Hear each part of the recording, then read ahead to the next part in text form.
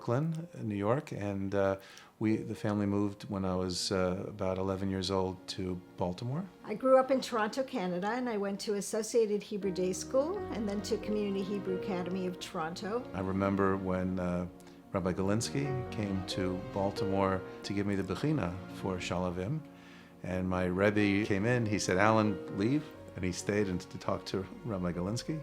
And only later did I find out that Rabbi Galinsky knew my father also, that they had been in high school together at Chaim Berlin. I went to Shalavim in '79. That year, in 1979, 1980, that one year changed the course of how I lived my life, of finding someone to marry, growing up, the building of the family. Our oldest two, Moshe and Asher, went to Shalavim, both for 2 years.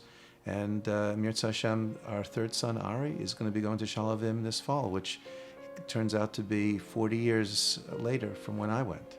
When we first came to visit Shalavim, what I noticed right away was the joy, the spark, the warmth in the Rebbeim's eyes, the zest for learning, and I knew that this would be a wonderful, comfortable place for my sons to grow spiritually, emotionally, and cerebrally. And that was very important to me. When we went to visit them, again, sort of close to 40 years later, where I would remember my experience, I remember when my parents came to visit me in 1980, and it was overwhelming, really emotionally overwhelming. As the child of a Holocaust survivor, the experience that my sons had on the Poland trip, which Shalavim organized, is something of great importance and significance, not only for myself, but for themselves as they continue as Yehudim in the world and continue within their own growth and their own families. Shalavim has impacted our family in a completely profound way. There's almost no aspect of my being a Torah Jew that isn't impacted by my year in Shalavim. And now in terms of our family, 2 of the kids have gone.